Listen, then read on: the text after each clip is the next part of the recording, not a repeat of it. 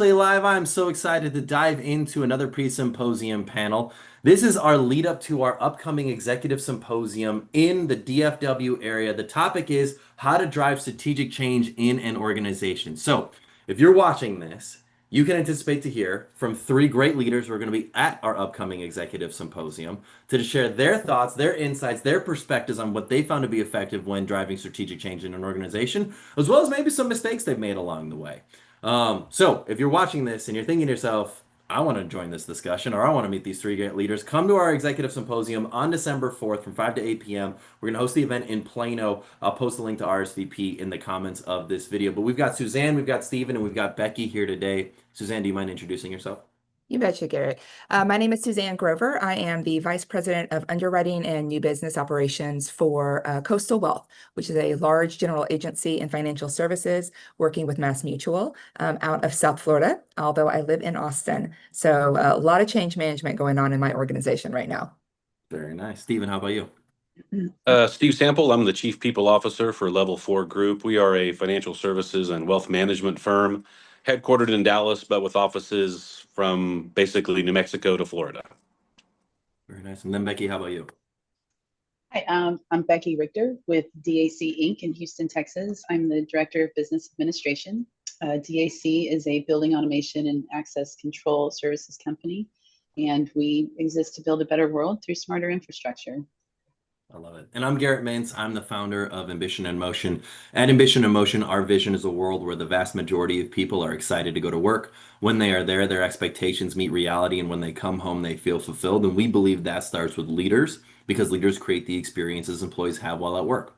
And so we create technologies and communities to empower leaders to be their best selves for their teams. And one of the ways that we build community is through our executive symposiums. So let's dive in. So topic is how to drive strategic change in an organization. Right now, I feel like that is the topic du jour of every organization, whether we're investing in AI or we're changing our operational processes or we're merging or acquiring another business or whatever we've determined is the most important pressing thing. Efficiency, efficiency, efficiency is the thing that seems to be the thing that's driving every organization. And so gone are the days where we just kind of put up with old, outdated processes that just aren't working anymore because, we don't want to offend anybody's feelings. It's like we got to be really efficient right now. And so I would love to just kick off with an initial question are, what are some of the big change initiatives that you're seeing, whether that be at your organization or another organization right now? And what are you finding to be,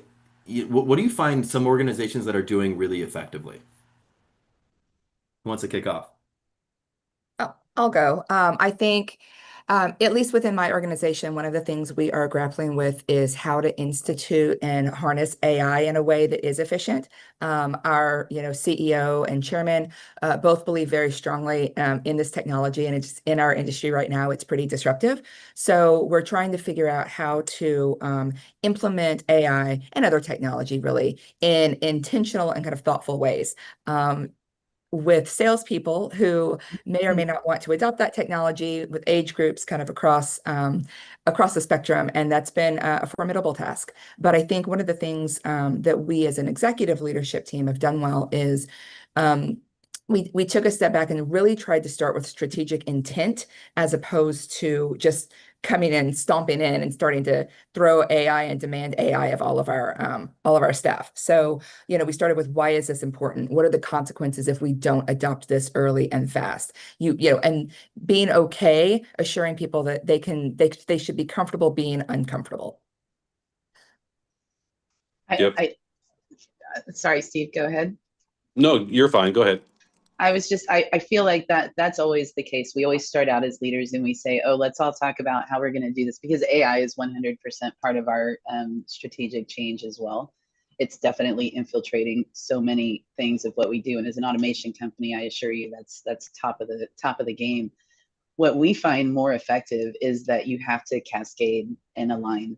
We talk about it in leadership, and then we say, let's talk about these things, and then let's sort of introduce the company to them, our employees to them. But if you're not actually creating like clarity and alignment for each group and what their portion of that change looks like, and then measuring their portion against the strategic plan, it ends up being a little bit of chaos, especially for things as big as something as AI introduction. I feel like we're constantly struggling with, people are using it now, and we're kind of behind the curve of how are our employees using it right now. So we have to wrap around that and say, hey, let's put an actual plan together that's measurable and has alignment with all of our teams. Yeah, and the only thing I would add to that, whether it's AI or any other initiative from a strategic level, I mean, and this, I'm not telling you guys anything you don't know, but it starts at the top, and everybody in the C-suite has to be aligned. And the one thing I have learned probably over the last 15 or 20 years when I've been involved in these things and I've seen it fail, and this may sound kind of controversial, I think you have to be, as leaders, ruthless in your assurance of alignment. I don't think you can kind of tiptoe around it. And if it's a big, giant initiative and it impacts the future of your organization, and you roll it out and you discover within a few months that there are other leaders that are not on board, you've got to act quickly and sternly, whether you remove them, whether you, and I'm not saying I'm a big fan of just firing people left and right, but if not everybody is on board and rowing in the right direction, it will fail, and it will be a cancerous growth in your organization. And then you'll be sitting there 6, 9, 12 months later wondering why you weren't successful. Yeah, I mean, us as leaders, we've all gone through that, but that's the reason for measurement, right? That's the reason you can't just put something out there strategically and say, okay, team, go. You got to give them a KPI, and you've got to measure that regularly. You've got to meet regularly and continue that alignment until they either grow up or grow out, right? Right. Agree with that. How do you, but this whole concept of like this communicate, early and often and demand alignment. Here's where I start kind of struggling a little bit, and I think organizations as a whole do as well. Change has rational elements, right? And that's the KPIs and these kind of quantitative things, but there's also a lot of emotional element, right? And I think primarily, if you pull back that onion, it's probably fear, and fear is a really big filter, in my opinion, for humans, right? How do we communicate early and often and demand emotional alignment, if you will? How do you motivate that? Well, that's the cultural piece of alignment. So you can't just align, you have to align process and technology. That's first, right? You have to be able to do the functional job, but you also have to align culturally. And so if you already have if you've already identified culture situations that aren't supporting change, then that's if you're not aligned culturally, you're not going to be aligned from a process or a strategic change process anyway. So it sort of behooves you to say, who are the players that are going to affect this change? Who are the people that are going to go on the road with me? And you have to identify those as key players in the initiative, right? And that's, yeah, you communicate well and often, but if you align process with technology, then you're going to get buy-in from most of your employees. Give me the process and I'm going to do it, and I understand the why. From a leadership and a change drive standpoint, find the people in your organization that are already culturally aligned and create them as part of the team of the initiative. Good point. I love it. Y'all are bringing up this point. I just heard it earlier today. Somebody referred to it as a West Coast yes. How do we avoid those West Coast yes? So the West Coast yes to what I just learned today is people on the West Coast, to avoid conflict or having a hard conversation about why they don't want to hang out with you, they'll tell you, oh yeah, for sure, I'll go play basketball with you, and then not show up, be totally flaky, and not engage at all. I've learned about this term before, like right before this call. But how do we avoid the West Coast yes of like, oh yeah, boss, for sure, I'm on board for this change initiative, and then continue or find ways to delay, or push back, or we have the holidays, or we've got this, or oh, this is going on, and it's like, if my CEO doesn't call me out on it and I can delay, maybe I can just get away with not doing this at all. So this is where I think Becky's points, whether it's KPIs, OKRs, goals, whatever you want to assign to it is effective, obviously.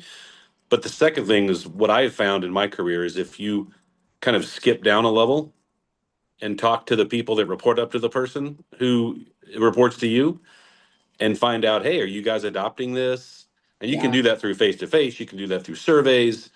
But if you are trusting, for lack of better terms, a single point of contact, a single person to carry your message down, you probably want to test that that message is indeed being carried down and being adopted by the folks further down in the organization. It actually would probably, be doing more of the day-to-day work and would be impacted by these changes longer term. Yeah, and that's the cascading portion, right? So you can't just talk about it at a leadership level. You have to cascade that message, and it has to be consistent throughout your organization, throughout your leadership layers. And so to your point, Steve, I mean, I think it's a great point. It's hard to do because a lot of people don't want to call their boss out, right? They're like, oh, yeah, we heard about that. And then they go back to their boss and they're like, what's this thing Steve's asking us about? Like they're Right. kind of covering for him, right? So it does get, I do find that the better tools for that type of measurement are polls or anonymous surveys, things like that, where people can actually have a say. And I've not heard about this, or I'm hearing about it, but not in the way you guys are talking about it. It's the consistent message and the cascading down that counts, and then measuring all of that cascade. Right. I think it also just starts with the leadership culture at the top of your organization. And we, the executive leadership, we have to be pretty explicit about, listen, I am not surrounding myself with yes men or West Coast, West Coast, yes. no, but with a smile kind of agreement. Yeah. You have to say, listen, you're never going, you're going to be rewarded for pushing back respectfully and being part of the solution. And hopefully by the time you're actually making strategic initiative changes, your at least middle leaders have also started to emulate, that culture, because I think it's really, really important that at every level, people are trusted to be honest and candid with feedback, and know that they're not going to be penalized for it. Yeah, this is where I kind of, when I've paid attention, earlier in my career, I would, read a lot of books and magazines and watched a lot of videos and for CEO level folks, going back to like Jack Welch and those kind of days. And the one thing I noticed when I paid attention to a lot of these high level Fortune 500 CEOs, when you saw them speak, it was like a broken record. They talked about the same 3 or 4 or 5 things all the time, regardless of where they were. And there was a reason for that. A, their stockholders want them to make sure they're on point. But B, they're not paid to make sure the mail is delivered quickly. They're paid to do these 4 things, whatever those 4 things are, or 5 or 2 or 6 or how many ever it is. And that's what they are just focused on 24/7. That's all they talk about. And if you've watched them more than once, you're like, okay, yeah, we get it. We've heard this before. But there's a reason they do that, right? Yeah. And I think that's something that I've tried to, leaders I've worked with, I've tried to, instill in them as like, hey, and myself included when it comes to, HR things, it's like it should be kind of a broken record because these are the most important things. These are the things we're going to talk about all the time until we pivot and go in a different direction. I mean, I think that definitely makes sense. I do think that you have to do a little more work on the back end when you have larger teams, and all of us have multiple branches across multiple states. So, teams get disconnected, and what's the message from their leadership? Their leadership is still our company, but they're isolated in another branch or in another system. So that becomes team assessment. You have to do team assessments. You have to go through that process of basically saying, like, what is your message? Because what we're getting out of you guys is not the same message we keep talking about and bringing up in our leadership calls and bringing up in our strategic plans. I mean, Stephen, to your point, there's a reason they do it. They do it because it's consistent. It's not just consistent because it needs to be. It's consistent because it's branding. And your employees are your brand. So Right. If they don't have that same consistent message, it doesn't matter what the CEO is saying. So yeah, tone at the top matters. I kind of hate that saying, by the way, but the leadership culture matters, to Suzanne's point. But it also matters that everybody buys into that leadership message and delivers it in a very similar way when it comes to change in your organization. I think there's also this, go ahead. No, I was just saying you can't really affect change if you're not cascading and going through each layer and making sure that message is consistent. I think there's a real struggle to keep the momentum with strategic initiative change too, right? At the beginning, I've seen this at a lot of organizations across large ones, small ones, good ones, not great, that will start out, and change management will be very important. It'll be kind of the thing that's in the room, and how are we going to do this effectively? But then you sort of, as the months progress, and you start getting more in the weeds with whatever that initiative is, there's a lot of fatigue around keeping change management at the forefront of the conversation. So one of the things And an organization I've worked in did was start making that just a standing agenda item. So it wasn't just the KPIs on the initiative. It was, let's also just be having a conversation about where the momentum of this change is maybe starting to break down, or leaders that are still doing a particularly good job rallying the troops and keeping it at the forefront. Has really made some effective differences in the way these initiatives played out over kind of the more the medium to long term, like a 1 year runway. Because I think people get the change at the beginning and you do the things, you ask the questions and you tell the whys.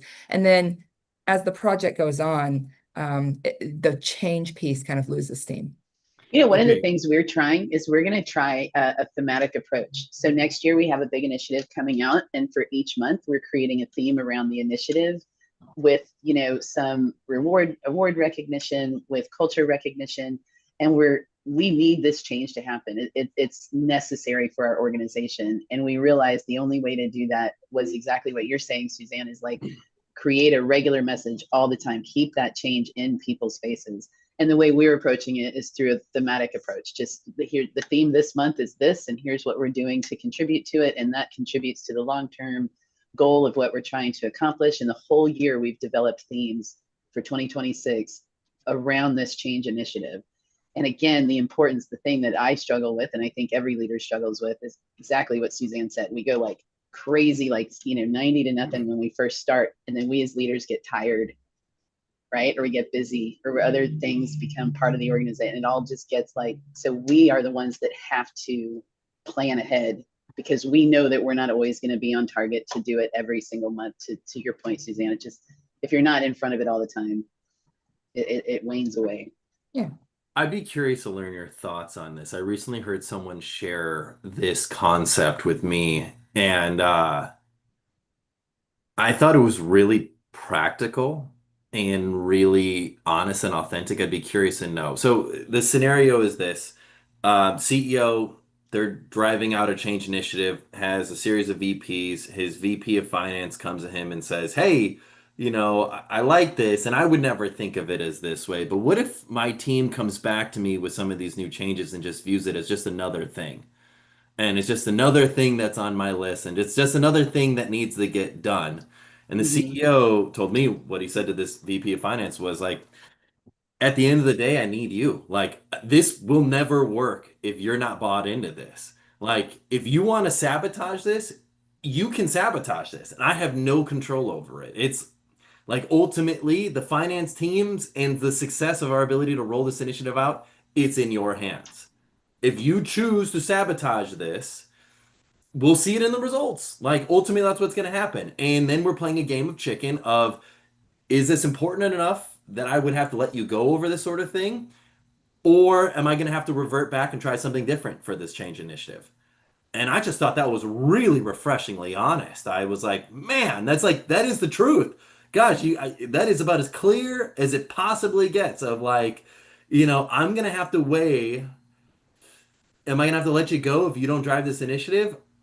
And also, maybe, you sabotage it and I determine we just pivot in a new direction. And that could be something we end up doing. But like, that's the decision you're going to make me face if you don't buy into this. Now, you tell me that you're bought in, but you do ask the question, like, what if they see it as another activity? Well, if they do and they don't buy into it, it's on you. It's their perception of how you present this change to them. Yeah, And it's I funny you hate, mention that. We are literally in the middle of something like that right now that would go into effect next year. And as you're sitting there saying that, I'm thinking of like, there's one or two people involved in this, more so than myself, because they're actually doing the tactical work. If they just chose to check out and bail and say, screw it, this whole thing just stops and falls apart. And there's nothing I can do about it because that's not in my domain. That's not my area of expertise. Um, but I guess looking back on it, and the reason I believe it's going to be very successful is because the work we did on the front end to tee this up as better positioning for our firm, better positioning for our employees, helps us solve a big problem we currently have, which affects everybody, um, and makes us much more appealing to future advisors we may want to go after. Um, all of those boxes we're checking by doing this activity and making this change. And so I guess my only response is that when I first kicked this thing off, I knew I was going to need support from these people, but I was able to say, if we do this, then here are the four what I think are super awesome things that are going to come out of it that are going to benefit not just one or two people, but the entire firm in a very positive way, and address a major problem we've got, um, and drive better activity and better behaviors that we want to see. So it sounds like you got the buy-in from the team up front before you initiated the change. That's actually key too, because I think a lot of times, don't we just sit around and we all talk about these changes and we forget to ask the people that are doing the actual work their opinions. Yeah. If we're not asking their opinions and we're just saying, hey, here's a new thing that you got to go do, that's when you have people shut down. And honestly, you're right. I heard somebody say the other day, and it makes perfect sense to me. One decision, one wrong decision can cancel a culture. It can cancel it can harm your company in many, many ways. And sometimes that decision is not a leadership decision. It is a employee boots on the ground decision that somebody did because they weren't bought in to your culture or to the change initiative, and it all goes away based on one person's decision. So accountability is key, and you can't get accountability without buy-in, and you can't get buy-in without people understanding why you're making the change. Yeah, I've always thought about this sort of change management communication strategy as a three-legged stool, right? The early, the often, and emphasize you don't have all the answers yet. And that's why where you can ask questions and get them bought into the process and make them part of the solution. I think it's really key. But to go back to this very specific example, God, I just feel like I would have handled it differently. So while that is practical, our culture here at Coastal Wealth, one of our behavioral norms is that we assume positive intent. And so if someone had come to me and said, what if my department has these concerns? I guess my first interpretation would have been, well, why are those concerns? Because that might be uncovering blind spots we haven't thought about in the course of this initiative. I don't know that I would have gone straight to, I think you're planning to sabotage me. So I think there were more questions I think I would have asked. I think that would have been an opportunity to dig a little bit. And again, I wasn't there for this conversation. You can play an operator a little, but I just heard it, but I was like, it was a refreshingly different approach than I had ever heard anybody take to that sort of scenario. And I'm like, that's unique and that's different than what I historically Steve heard. said it earlier. Brutal honesty. He didn't say it that way, but brutal honesty needs to happen sometimes at a leadership level. We got to toughen the skin, and we have to understand that when we're trying to get something done, we're making decisions for hundreds of people. We're not making a decision for this team today. We're making decisions for not just hundreds of people that work for us right now, but for future employees and for the future growth of the company. We can't afford to be soft. What we can afford to be are active listeners. And I think that is the point. If as a leader, throughout what you're doing, you're actively listening to your team, you already have those opinions. You already know what they're saying they want change in, and you should be actively thinking about that while you're going through your strategic plan. The strategic plan should not start from an idea from a CEO or from a director. A strategic plan initiative should start from, what are my employees saying all year long that they need or want or desire in their culture or in their work. That's where you start strategic plan. As an organization, when you say, here's how we're going to go grow, you can go grow and make those initiatives, but you can't do it without saying, how is it going to affect the teams that we're already hearing from? You have to actively listen every single day. It can't just be when you're talking about change. It has to be every single day, so that you're bringing that information to your executive team and you're making those changes necessary for the organization. You have to always be able to connect the dots for people, right? Like, listen, yes. I get that this is not going to feel very good for you in this department, but this is bigger than us, right?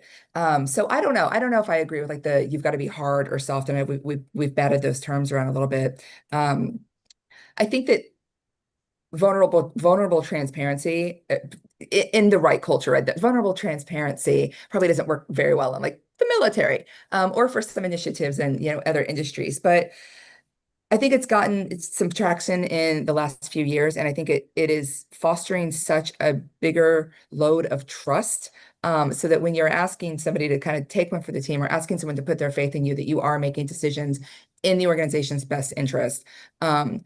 I have seen that work with both myself personally and leaders over, around me, and above me. pretty effectively. Well, I agree and I disagree.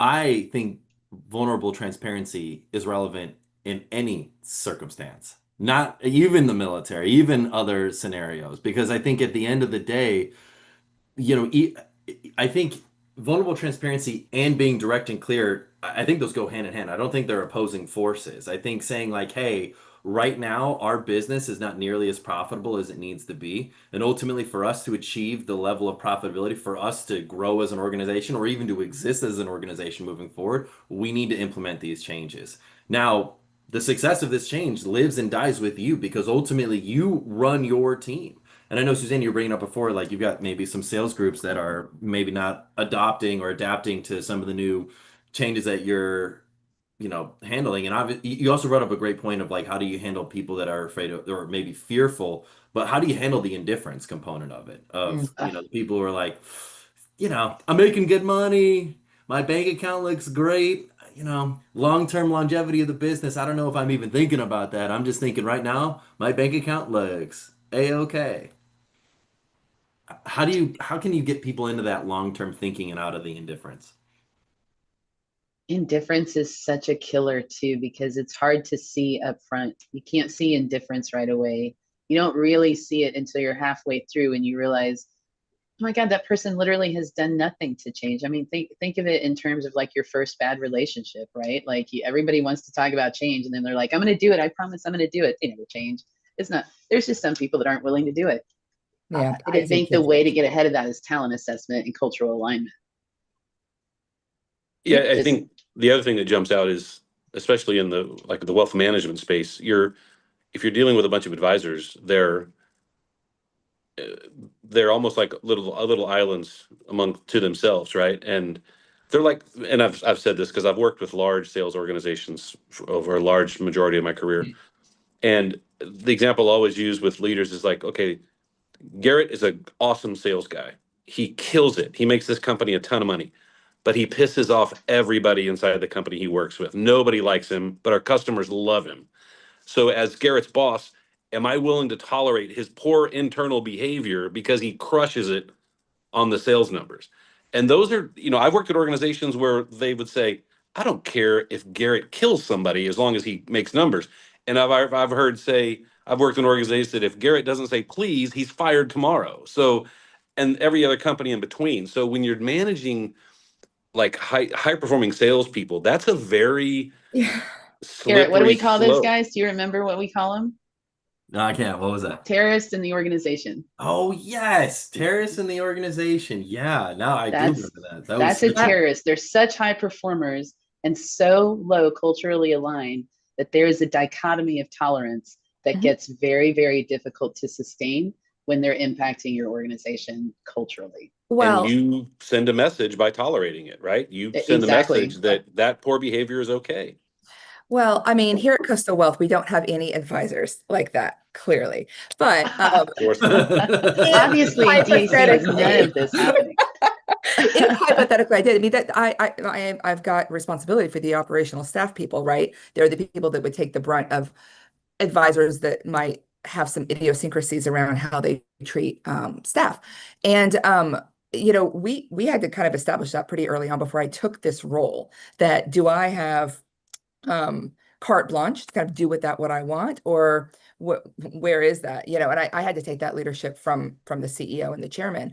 And kind of where we are in this moment, it really isn't a problem here. But if someone were rude or inappropriate to my staff, it's a full stop because we have to protect the culture, and we're in agreement with the CEOs there. But yeah, I think it can be a really delicate dance, particularly when you start getting into the sales organization part. Yeah, I mean, there are some things. I'm the HR guy, right? There are some things that are unforgivable, and I don't care who you are, you're Right. going to be gone. But I've, I've worked in organizations where I've gotten involved in investigations and things have come up, and I'm just staring at the big boss across the conference room. I'm like, you need to take some action here.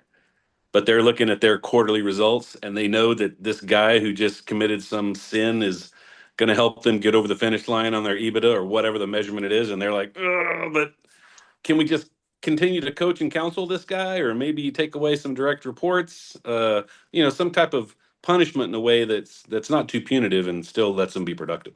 And I'm not here to tell you that it's the right or wrong answer. I just simply tell leaders, look, whatever you're willing to, the worst behavior you're willing to tolerate, that is what you will get. And if Yeah, you're but to okay with your that, that's fine. But that's a choice. Yeah, but I mean, when you think about that with change, you're right. I mean, there's just no way around that. There's a choice that they have to make when it's not a direct violation of policy and that type of thing, right? That's the talent assessment, that's potential, that's performance, that's all of that. But the other side of it is that, to what you said earlier, Stephen, is that the other team members see you tolerating that, and when you're trying to affect change, and they've been asking for that one thing to change for so long, like just get that one chick out of my way, like she is just a constant broad, like pain in the butt, right? They've been asking for change all day long. Suddenly I want to give them some kind of change. They're like, well, I mean, you can't even get this one thing to happen. What makes you think you're going to get this big thing to happen? That's the Right. minutia of how they see it, and they're not wrong. You have to, again, tone at the top. I hate that thing, but leadership culture matters. Yeah. Period. This was such a Agreed. good conversation. I feel like we've covered so much ground. Okay, I like asking this question if we have time for it, and I think we do if we go quickly. But what is a popular belief about leadership that you disagree with? That, this has come up a lot. I think, Becky, you hit on this a couple of times. I think that leaders have to have all the answers. Being decisive is not having all the answers. And a lot of the time, the answers should come from kind of downstream. And I do think that belief is changing. At least it is across, I think, my industry, but still got a long way to go. Yeah, Go ahead. I don't disagree with that. I think, for me, I've said this before, and I think I even said it on one of our other symposiums. I think that people think that high performers are natural leaders, and they put them into leadership positions, assuming that they're going to be great leaders.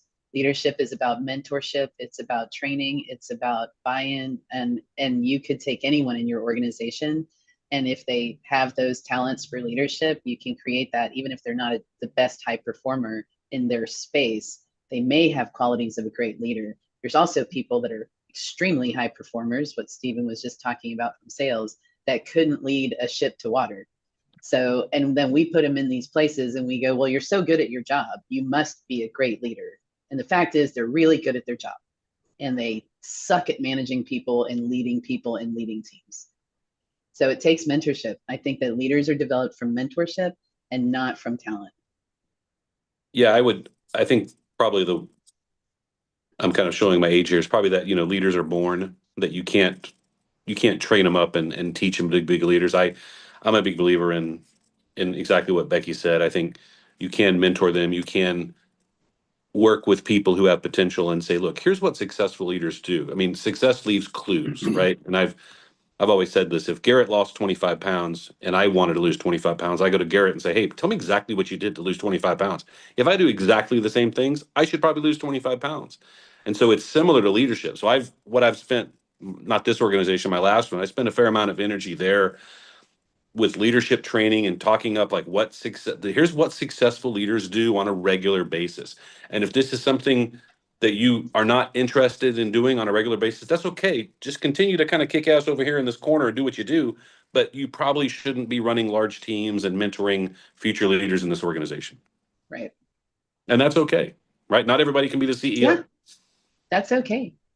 Also, you really need top performers in the functional work. You can't afford to have every top performer be a leader in your organization. Right. Right. Agreed. Let people lead teams and have your top performers lead process and lead functional work. Right. It's actually incredible to me. This has not been solved in more organizations. I mean, the concept of the Peter Principle has been around for, time Ever. memoriam. So Right. yeah, it's you're right. Yeah. You see it everywhere. Yeah. Well, Suzanne, Stephen, Becky, this was great. What a good conversation. I really enjoyed this pre-symposium panel. If you're watching this and you're thinking to yourself, I want to meet these three great leaders, come to our Executive Symposium on December 4th in Plano. Topic of our symposium, how to drive strategic change in an organization.